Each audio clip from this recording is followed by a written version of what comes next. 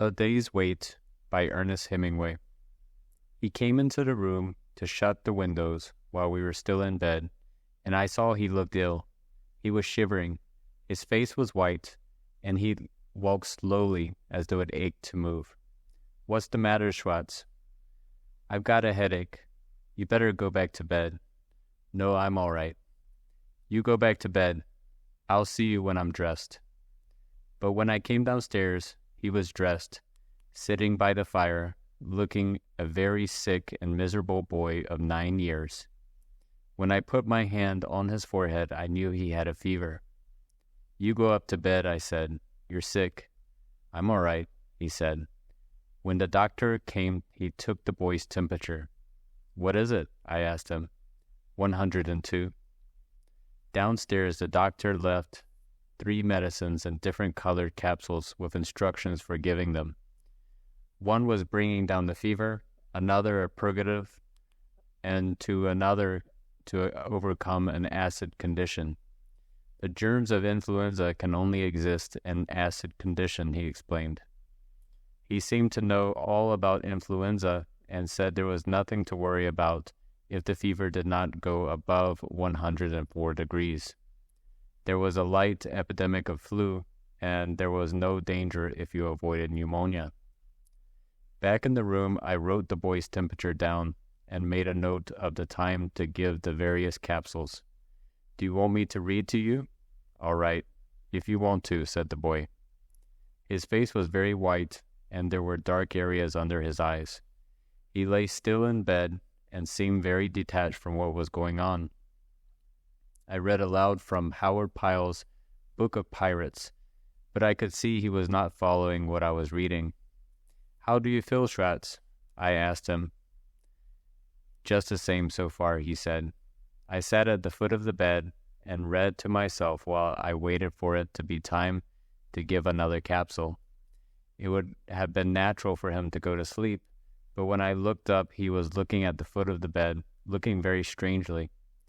"Why don't you try to go to sleep? I'll wake you for the medicine." "I'd rather stay awake." After a while, he said to me, "You don't have to stay here with me, Papa, if it bothers you." "It doesn't bother me."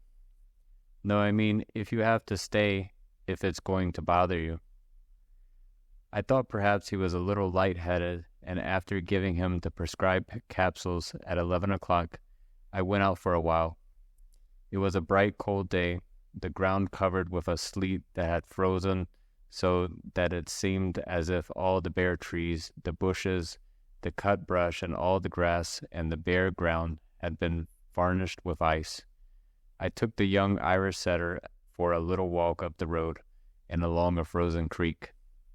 But it was difficult to stand or walk on the glassy surface, and the red dog slipped and slithered, and I fell twice hard, once dropping my gun and having it slide over the ice.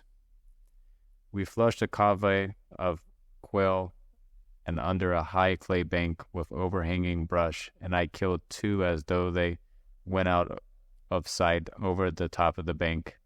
Some of the cove lit in trees, and most of them scattered into brush piles, and it was necessary to jump on the ice-coated mounds of brush several times before they would flush.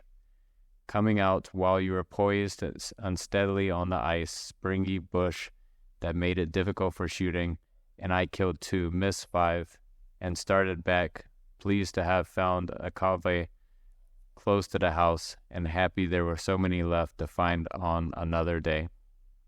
At the house, they said the boy had refused to let anyone come in to the room. "You can't come in," he said. "You mustn't get what I have." I went up to him and found him exactly in the position I had left him, white-faced, but with the tops of his cheeks flushed by the fever, staring still, as he had stared at the foot of the bed. I took his temperature. "What is it?" "Something like 100, I said. It was 102 and 4/10. "It was 102, he said. "Who said so?" "The doctor." "Your temperature is all right," I said. "It's nothing to worry about." "I don't worry," he said, "but I can't keep from thinking." "Don't think," I said. "Just take it easy." "I'm taking it easy," he said, and looked straight ahead.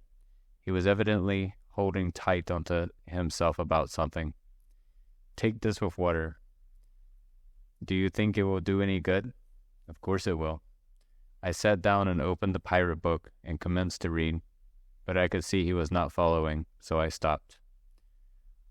"About what time do you think I'm going to die?" he asked. "What?" "About what time will it be before I die?" "You aren't going to die. What's the matter with you?" "Oh yes, I am. I heard him say 102. People don't die with a fever of 102. That's a silly way to talk." "I know they do.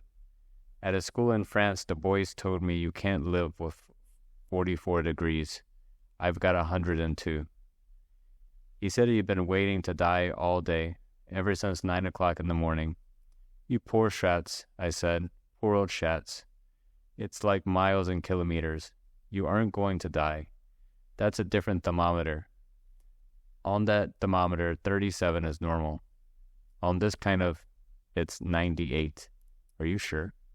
"Absolutely," I said. "It's like miles and kilometers. You know, like how many kilometers we make when we do 70 miles in the car?" "Oh," he said, but his gaze at the foot of the bed relaxed slowly. The hold over himself relaxed too, finally, and the next day he was very slack, and he cried very easily at little things that were of no importance.